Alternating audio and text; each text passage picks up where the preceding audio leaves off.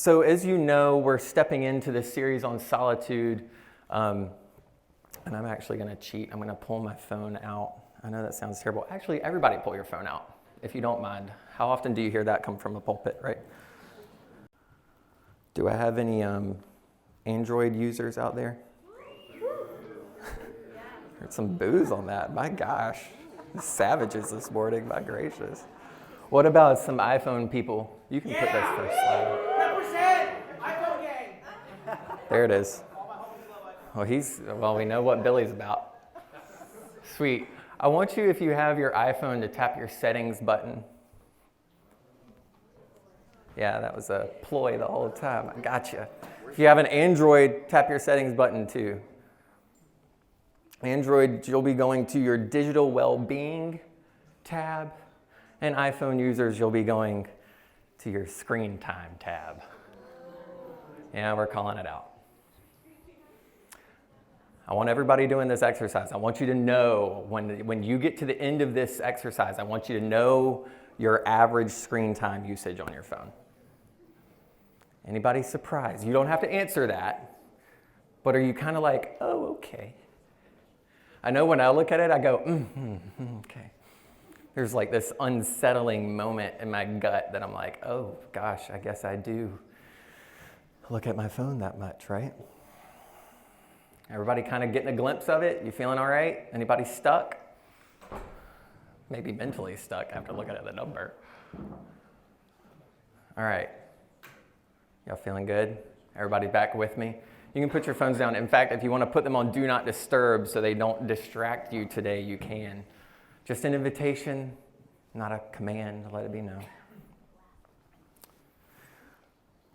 I think today I really wanted to take some time to reflect on our fancy little screens before we get started. I remember begging my parents for a phone after they hid my sisters in the Christmas tree one year. I was like, I want one. And I think looking back on it, that might be the wish for Christmas that I regret the most. Like just being like, oh, never mind. I'm not going to hit on phones yet, but it's going to come back up. So as you looked at that number, kind of stuff it in your back pocket for a little bit, because today we're going to focus on solitude. But to experience solitude, we have to go through a lot of emotions. We have to go through some stuff before we get there. But what does that have to do with experiencing pain, right? As we talk through solitude, I've started to kind of realize that we have to prioritize stillness, right? I think that's something that's come up. We have to make space for and prioritize stillness. But in that stillness, there's a challenge, right? And especially in today's world, it's constantly demanding our attention. We are the most important being ever, right? Your phone tells you, every notification that pops up, hey, you got to do this. Hey, you haven't done your Italian lesson. You should do it. Hey, you've got 200 text messages. You should read them. And then you should reply to them. And then you should wait for a reply back once you reply, right? All of these motions happening in our little screens in our pockets. But as Luke said last week, solitude well practiced guides our lives into God's peace while also guarding our lives from the world's pace. There's a difference, right? With the Lord, there's this invitation of peace and a protection from the world's pace. So now that our little screens are in our back pockets, we can back ourselves away from the glam and beauty of how nice solitude sounds, right? Just imagine this with me for a minute. A day at home. No one else there. No children screaming. No roommate moving around the house. No work calls. Heck, no cell phone. Chucked in the backyard to be picked up by a squirrel. Just your coziest blanket and your favorite pair of PJ pants on that favorite spot in the couch. If you're like me, there's a warm cup of throat comfort or a throat coat in your pot in your hand. No distraction, just you in solitude. That sounds nice, right? And all of us kind of are like, George, you know, it's gross outside. We want to be in that right now. I know some of us might relate to that being like our sweet spot. But what happens next? We get in this quiet little nook.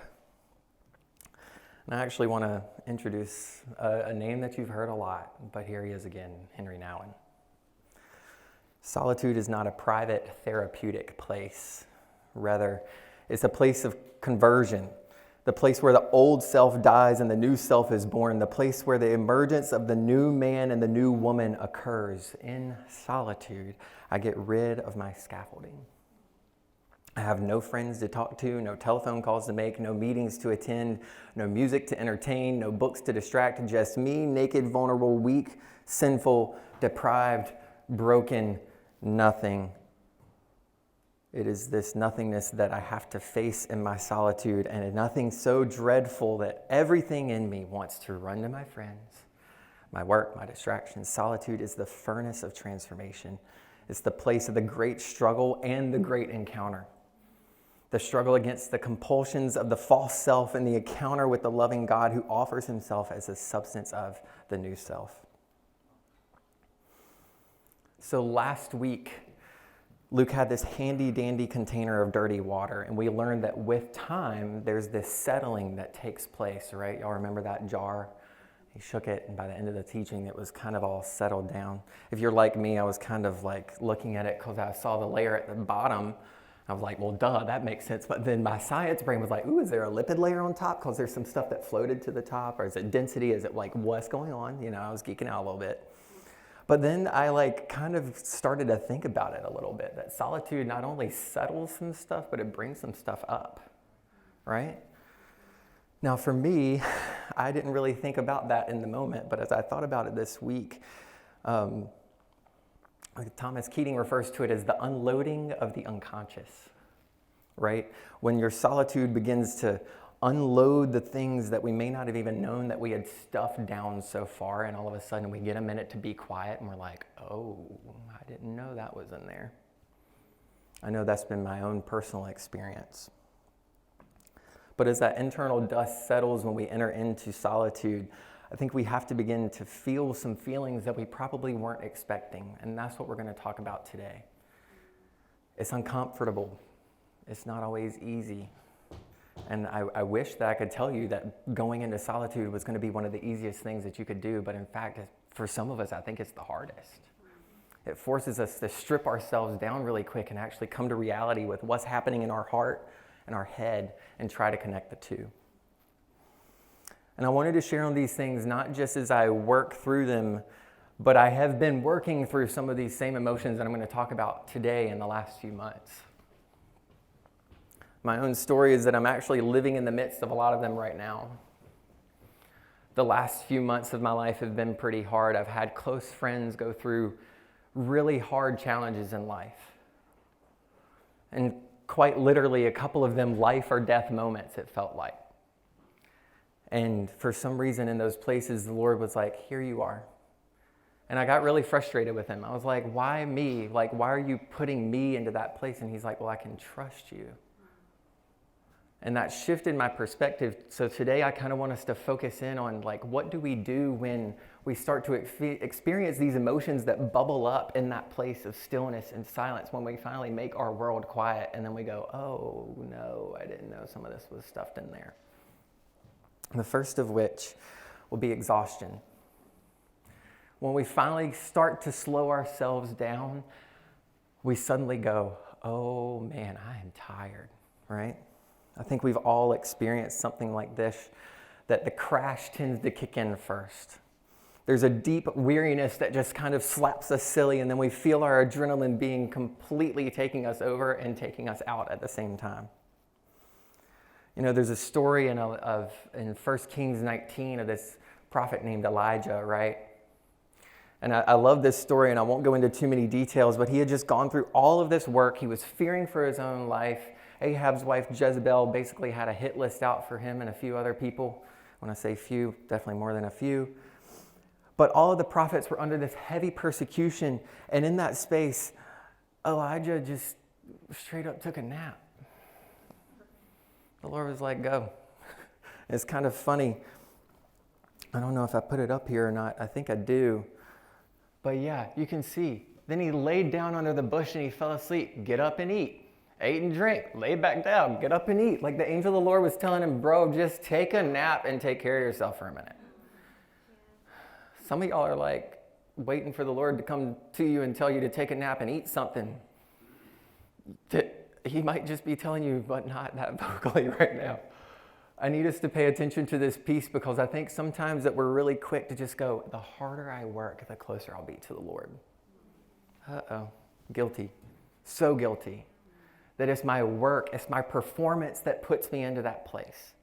But it's not. It's my sonship that puts me into that place, right? And at first when we meet in that solitude, it's kind of like rest is all that we can do for a minute. But it's an essential component to the discipleship with Jesus. So imagine this on a spectrum. And I want to be really quick, and I'll hit on this a little bit deeper. But rest is different than rotting. Okay? So we're going to unpack that in just a second. But I want us to kind of look at the spectrum of the different levels of tired that exist. First off, I want us to focus in on good tired, right? Now, for me personally, that's that feeling after a long week. You know that you worked hard. You know that you worked hard.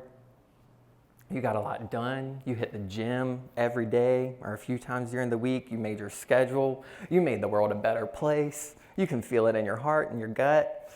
You're ready to Sabbath and rest. And I relate to this most on my long days after working in the garden. When I go out there at 7-something in the morning and I get in the quiet of the day and I know that it's still, and then I'm just plowing and rooting and tilling and planting and sowing. Like some of you have been out there with me and it is a labor unlike any other. But afterwards, I just go, I know that I've worked hard today and this is good tired that I'm feeling. Y'all know what I'm talking about? Yeah. Next up, surprise, surprise, unhealthy tired. That exists. I think we've been there, we've seen it. Maybe you're not sleeping enough. Maybe you're low on your margin. You don't have a lot left to give and you're high on stress. It's manageable, but you're kind of on edge. For me, how I relate to this is when I just a few weeks ago was out of town working at a conference. My job puts me at these conferences across the state, supporting faculty and staff for all 23 community colleges and 40 campuses. And I run these conferences. So the Saturday I was up at 6 and I went to bed at 1:30 in the morning. It was an 18-ish hour, I'm not good at math. But it was a very long day. And afterwards I kind of was like, all right, I have a headache. I got my job done, but I ain't got nothing left to give to him tomorrow. And I started to feel this really unhealthy motive in my heart of like, why am I doing this? Why didn't I take a minute to kind of bolster myself back into that space of knowing that I was rested to go into the work? Now, finally, there's one more type, and that's dangerous tired. I know that I've been here. I think some of us are in that space. But it's where you've lost touch with your soul and with your heart, and ultimately probably a little bit of lost touch with the Lord. You're not motivated. You're an easy prey for temptation. I think it manifests in a few ways, just this laissez-faire, like, attitude, you know. I've been there, and I know it when I see it, because the last person I want to see is myself. When I get to that spot, and I'm not motivated, and nothing around you helps you feel like you're coming up, right? So that's that point. You're past exhaustion at that point. So, like I was saying, I think there's all of those layers of different levels of tired that we can be, and that's that exhaustion that solitude brings up. That's that first space. But here's the cool part, if I may, a chart to kind of help you figure out where you may be. So good tired is when rest can help you actually feel healthy and keep you healthy, right? So if I'm good tired and I go into intentional rest, then I'm going to feel rejuvenated, right? There is nothing like going to sleep after working in the garden all day. I'll tell you that right now. It feels good. My body is rested. I get in bed and all of a sudden you're like, oh, I didn't know I used that muscle today, but I'm here and I'm settled. Or you have unhealthy tired. And that's where rest can help you get back to healthy, right?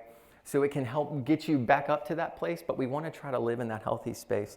But then in dangerous tired, the rest actually exposes your need for serious change. And I think in that spot, that's where we start to notice, that's not, like I was saying, I get to that spot and I'm like, nothing is helping me, and why not? I don't feel motivated. Why don't I feel motivated to do anything?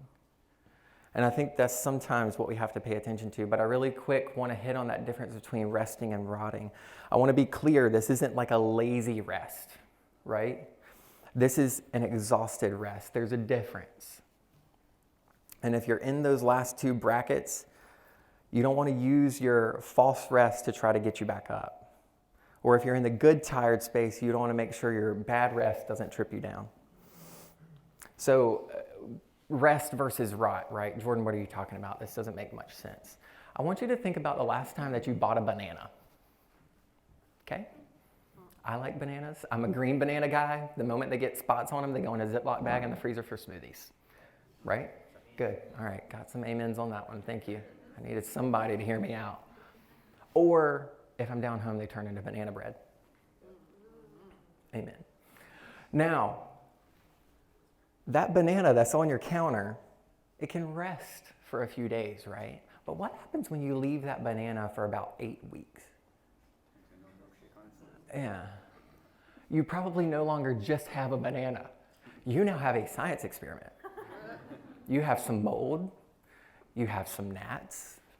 You have this like goop that has oozed across your counter, and you're now realizing how unlevel your counter is because it's all sliding one way. Right? Like there's all of these pieces in there. So ask yourself for a minute, does your rest actually look like rest? Or is it rotting? Now, and I'll even go another step farther. The moment that we peel that banana, the process begins quicker. And that's what solitude does.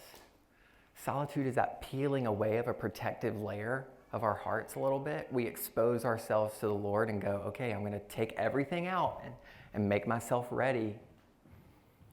But in that space, what happens is it's like all of the banana peel starts to come off, and you can see just it's going to ripen quicker. That process speeds up expeditiously, right? So think through that. All right, we're through exhaustion. Another emotion that tends to bubble up within us in the midst of our solitude, one that I am always afraid to admit that I experience, but is fear. I go into that space expecting my warm, hot throat coat, a warm blanket, a nice spot on my couch, peace, tranquility, but instead my mind can't stop, right? We go a mile a minute. We find ourselves less praying, but worrying in God's direction. Those are two different things. My great-grandma always told us that praying or worrying ain't nothing but praying to the devil. Thank goodness for grandmas who knew the word. But I think in that space, we often forget that there's this deeper sense that I'm trying to focus on God, but my mind just is a little ping pong game. And I can't stop, and everything just bounces around, and I start to just go from what if to what if to what if this, and what if that, and what if this, and what if that. And then all of a sudden, I'm petrified about all of those what if scenarios that I just built in my brain, and I don't know how to move forward.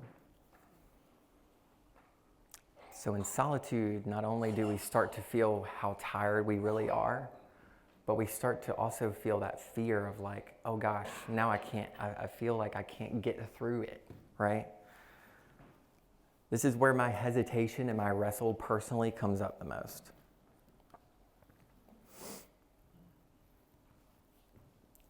So you can kind of see there, it's just our minds just run faster than we can in that space. I won't spend too much time on fear because fear can be a tedious thing to talk about, but we'll hit another one that you might have some experience with, and that's sadness. This is a really quiet room today, and that's okay because I know this is heavy and this is deep, but it's somewhere that we felt as a team that we needed to go.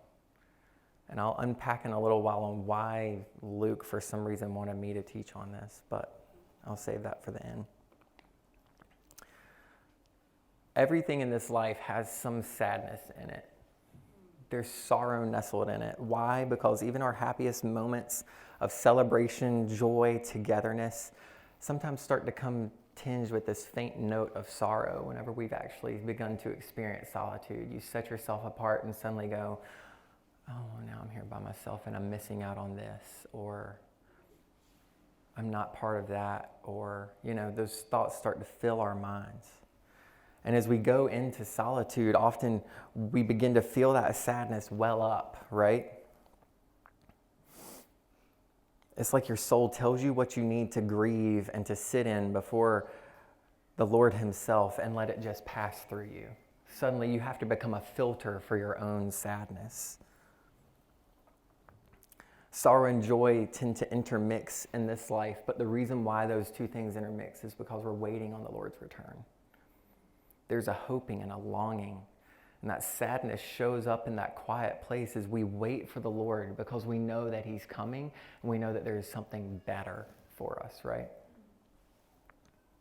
Now, my next emotion is one that I regretfully have to inform you all that sometimes is the quickest for me to get to.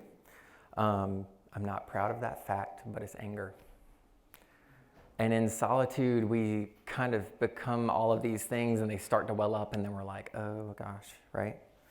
Anger starts to show up and all of your hurts come up. The people who have, made you feel wounded or offended you or hurt you. It's like all of those thoughts start to come into our heads. Why? We're just trying to be quiet. But for some of us, that's one of those layers that's been built so low that it has to come to the surface. And sometimes the only place it can come up is in that place once we calm down and once we have some stillness. For me personally, I find myself ruminating on how infuriated I am. I tend to replay scenarios when someone did me wrong or hurt me or did something wrong to me, or play over the scenarios that someone wronged me with, right? What it ends up leading to is just me being really mad and really bitter, which is hard to say. And the other thing that I do sometimes is I tend to dip into this space where I'm just starting to play over this little speech in my brain of how I can get back to that person.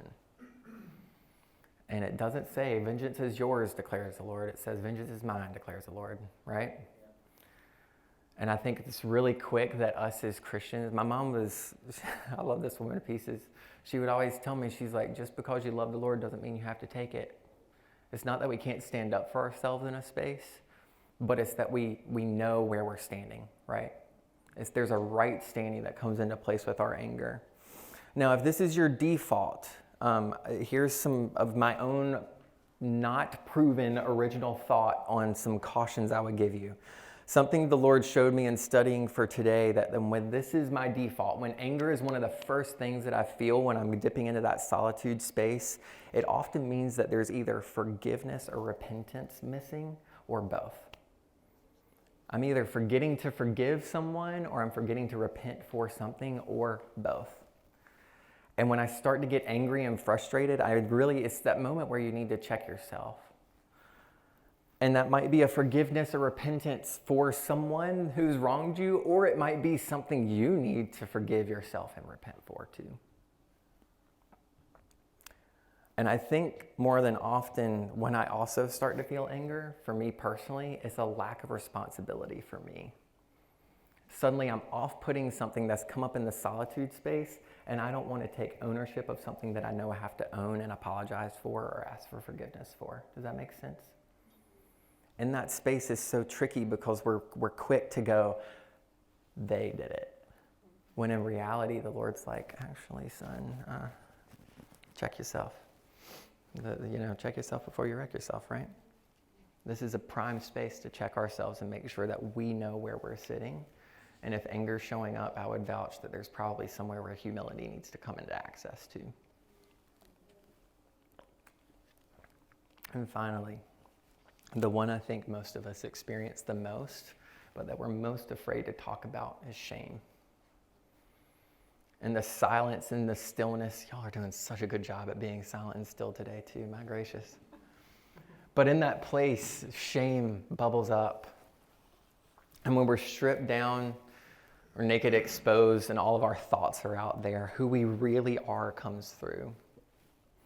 With other people, we can perform, we can project an image, and we can attempt to control other people's perceptions of us.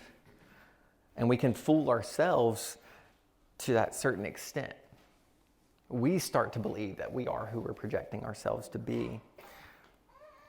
But really all we're doing is playing hide and go seek with the Lord. We hide from him in that place, and we aren't allowing him to seek us. But in solitude, there's really nowhere to hide. That's the fun part of it. Some of you, as you've started to turn your car radio off, you've probably experienced some of these 5 emotions while you're driving on your commute, and you're like, oh, what do I do with that? Uh-oh. You start to sit in that space, and you're like, wow, I didn't know that that was there. And the reason why is there's nowhere left. If we're going to sing songs about breaking down walls, then we have to be ready to not have walls in front of us anymore. It shows us who we are, the good, the bad, the ugly. It's all laid there before the Lord, but he always wins in that space. That's the part I want us to take hold of today. And we often feel that profound sense of just how broken and in need of salvation we are. To know that he's really the only one who can help us, restore us, and make us whole. But, y'all ready for an age-old Jordan-only cooking analogy? When we put that water, have y'all ever put just salt water in a pot, like really salty water, and let it just rip? And then you get that little white stuff on the bottom of the pan once it's all cooked and gone. That's that salt that's left. And when we boil all 5 of these emotions down, the only thing that I think that's left, that we can actually look at all 5 of these things and go, this is what it has in common, is pain. In solitude, we encounter our pain, and like Christ being tempted in the desert in Matthew 4, we have to face these things even when we're in a place of solitude and stillness. You see, I think most of us are mostly familiar with the place of like, oh, I'm doing a lot, and now I'm catching these little whiffs of the enemy, and I can smack him away, right? But the moment that we quiet ourselves and we actually become still and rest in solitude, we forget that all of this stuff starts to show up. We recognize that we're actually in pain. Something isn't right internally. Our guard can't be let down anymore. And all of a sudden, that place of where we are just so vulnerable begins to take over, and we just have to wrestle with so many emotions. I want to share a quote from Old Faithful Soren Kierkegaard, who said there are 2 types of people in the world: those who are in despair and know it, and those who are in despair and don't know it. Right? Inside all of us is this deep well of pain, and no matter how sunny your disposition or robust your faith, we all have pain in our heart. Some of us are just really good at hiding it. In solitude, that hiding gets stripped away. And in solitude, what's down comes up. Now, if you're like me at first, you're thinking, why in the world would I ever go into solitude? Jordan, never become a car salesman, because this sucks. This is awful.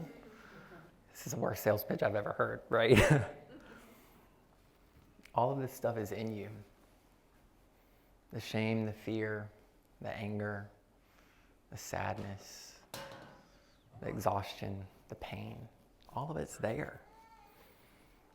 And the thing is when we hit that point, we're feeling all 5 of these emotions, it begins to leak out and ooze everywhere. Kind of like that rotting banana. Now, I'm not calling you a rotting banana.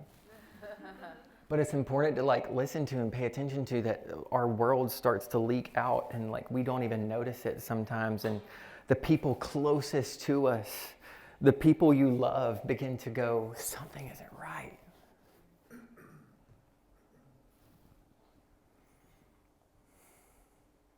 I told myself I wouldn't get emotional today.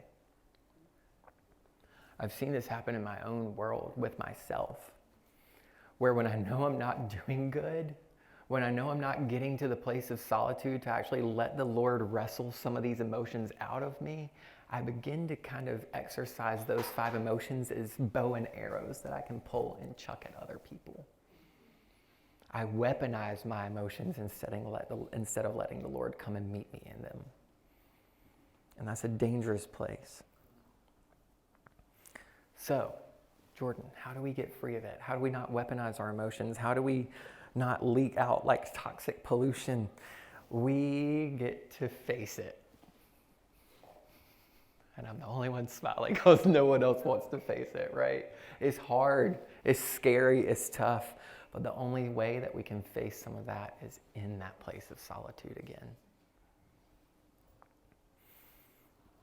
In fact, I would argue that sometimes we can't face these emotions until we get to solitude.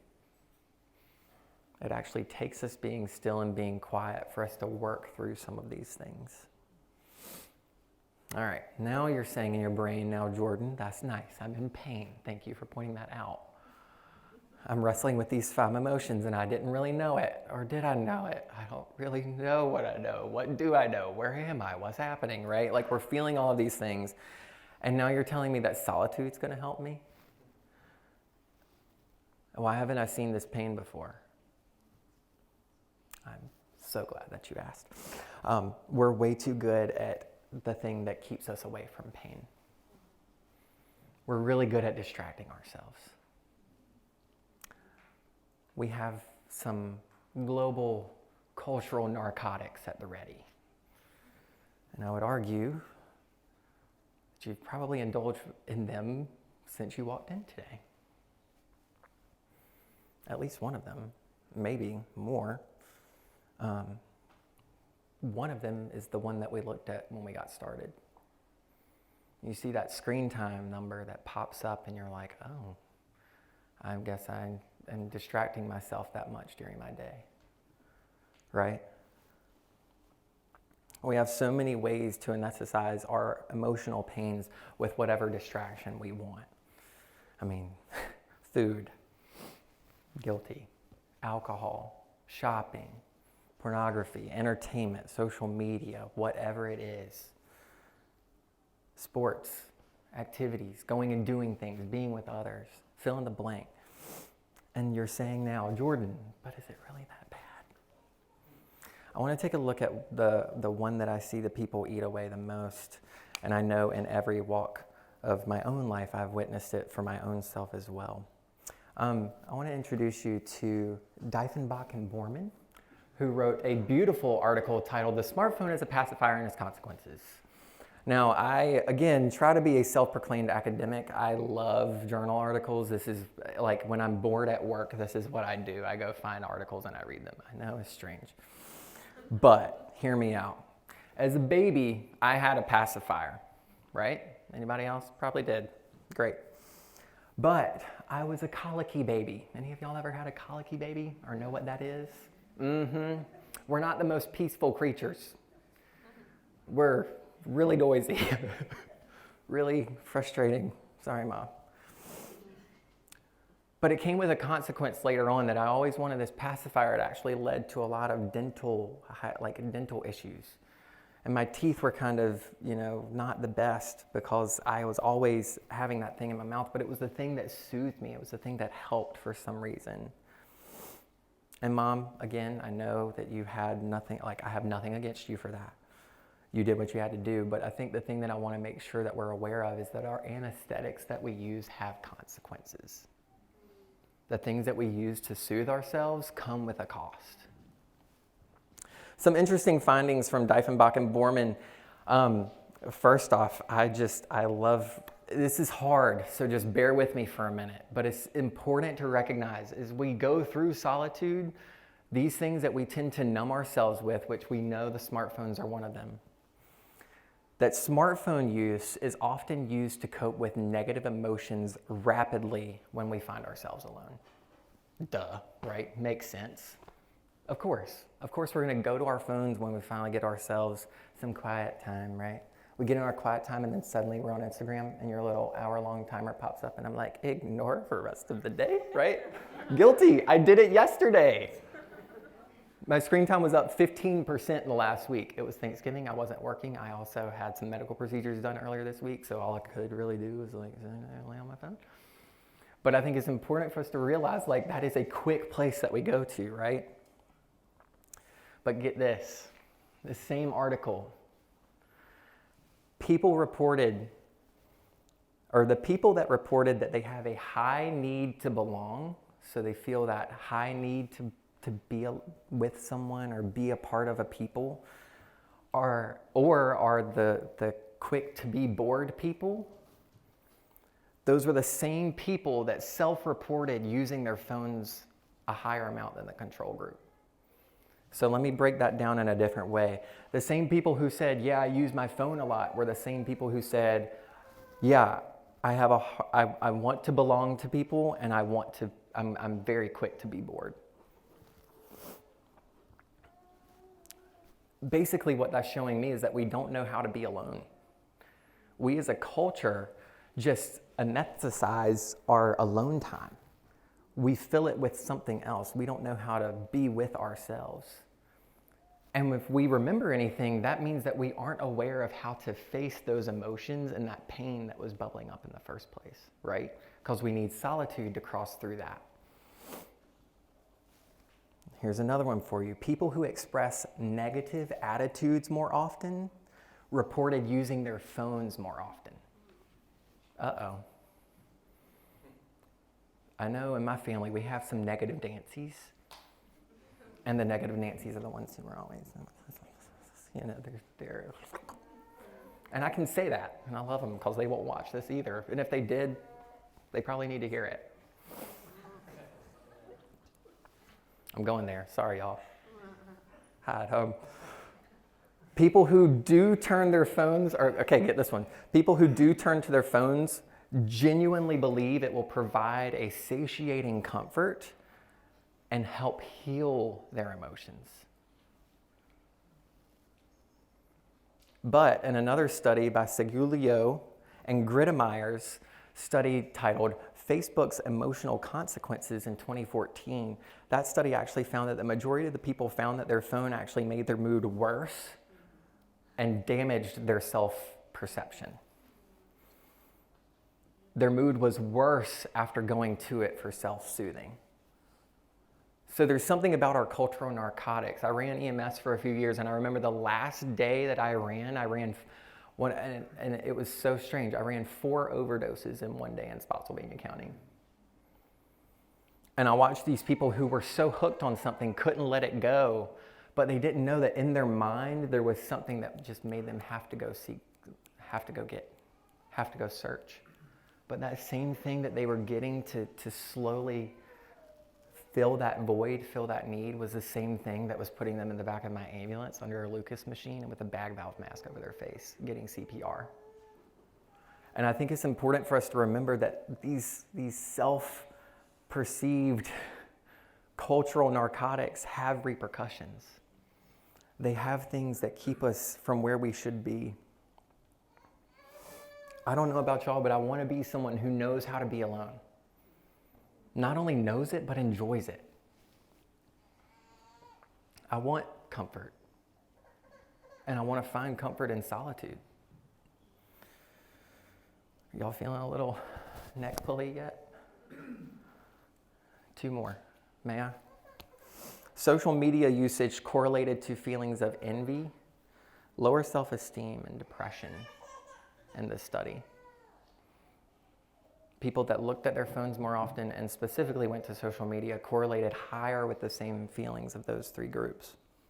And even more interesting, in the same study, they found that people who experience those feelings are the same ones who tend to post more in order to mitigate their feelings in their mind, only then to fall back into the same loop of then seeing how people replied, how people responded, getting their worth from that place. Oh, I need to go post more and I need to go see more so that I can rebuild that same cycle all over again. Now, I'm not saying don't go post something. Please hear me out. I get it. The same exact study as the pacifier and consequences study, actually mentioned that sometimes posting was helpful for some people because it provided them an outlet that they didn't normally get to review their own emotions and mindset. So I think it's all in moderation and it's all in how we use it, but in that same space, it's important to remember that in solitude, when we actually do get quiet, we need to pay attention to our distractions, but also find the right avenues to process what's on our heart, right? Our phones, our lives, our tasks, our plans, our jobs, our families, all of that can be a distraction. And as followers of Jesus, we are prone to the same distractions as everyone else around us. And I know this is going to sound strange, and I'm not going to linger too long on this thought, but I also want to caution us not to use God as a distraction either. Have y'all ever been at a dinner with someone and you can tell that they came to dinner with you, but they are so tuned out? Sometimes we go and we go, I'm just going to have some quiet time with the Lord. And then we go into this space and our mind is running. And the Lord's like, I'm sitting here with a hot plate of food in front of me and it's getting cold because you aren't paying attention to me. You aren't communing with me. Psychologist John Welwood called this spiritual bypassing, which he defined as the tendency to use spiritual ideas and practices to sidestep or to avoid facing unresolved emotional issues, psychological wounds, or even unfinished developmental tasks. In that space, we kind of lose track of who he is and who we're communing with. And I know for me, that's really easy to do. I get into that space sometimes and I'm like, okay, Lord, I know you, you know me, there's nothing new to learn about you, let's just get this done. No. He has fresh bread every day. His mercies are new every morning. So why do I try to go to the ones that I got in 2013? But my brain says go. The reason why our brain says go to those old experiences that we have with the Lord is because we felt good from it. And we forget that he actually has something good for us today too. And, you know, in that space, it's really easy because I think sometimes we swing so far to the other side that we bubble ourselves away and we forget that he's asked us and called us into that communion. We fill our space so heavy in our heads that we forget what he's actually called us into. So sometimes we do have to learn to face our pain and walk through it, and we can't be afraid of it. We just have to stop numbing it. So this week, my challenge to each of us, and I'm taking this on too. I'm taking this on in a week where I have to go to Richmond almost every day this week for work. I'm house sitting, so I'm not in my normal space, which adds a whole different layer because now I've got dogs to take care of and a house to take care of. I've got a 2-hour commute every day. I've got a conference coming up next week. I've got an event on Wednesday at another community college in Richmond. Like, I've got a lot going on, but I still want to figure out how do I make this space for solitude and stillness every day. We remember Christ in this moment that he could have had any distraction that he wanted during crucifixion. But instead, he kept his eyes locked on the Father. And even in moments of struggle, he pressed on.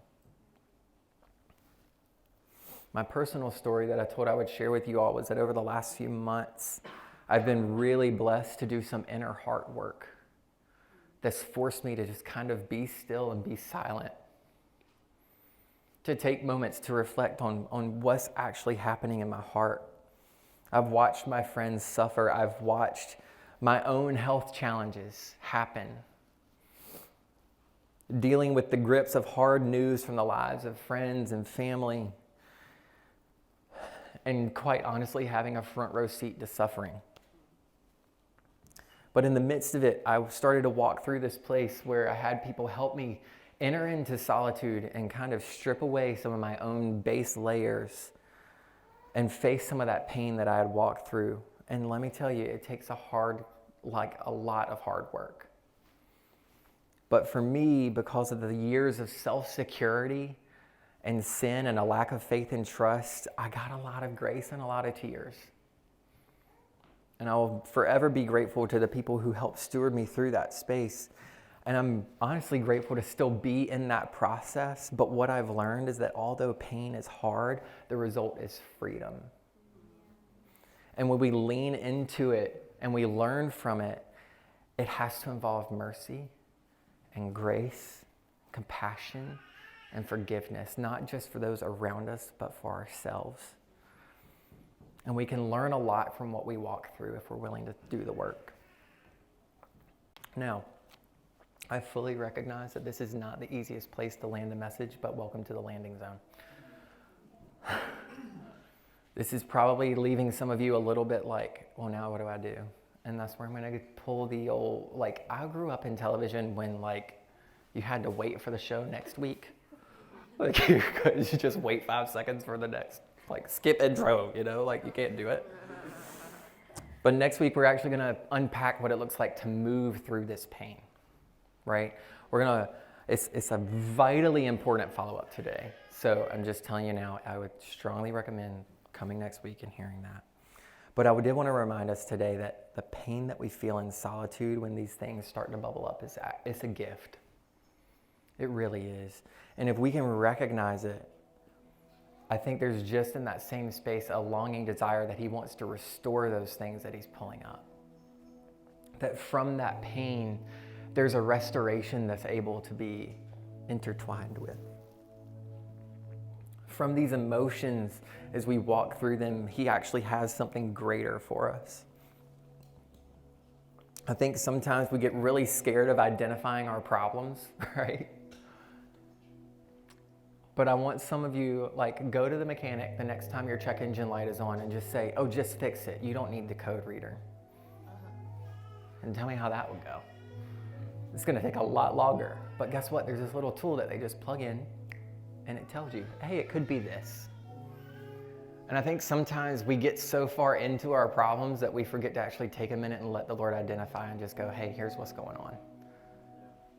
We're so busy trying to fix ourselves or fix the people around us, that we forget to actually let the Lord come into that space and go, okay, actually, I'm going to submit to this because I know that the only way I can learn from these things is if you identify what I even need to learn in the first place. He wants to heal. He wants to restore. He wants to replenish. And I think next week we'll press into that a little bit more. Solitude unto solitude breeds waste. If we're just doing it to be still, we're not going to see the fruit of it. It's going to be hard, and it's going to be tough, and you'll leave it going, why did I waste my time? But solitude unto the Lord breeds life. And in that space, when we know that we're doing it unto him searching us out and identifying those root issues and letting him come and heal and restore and replenish, then we really get to walk into that space of knowing who we are and letting him take it.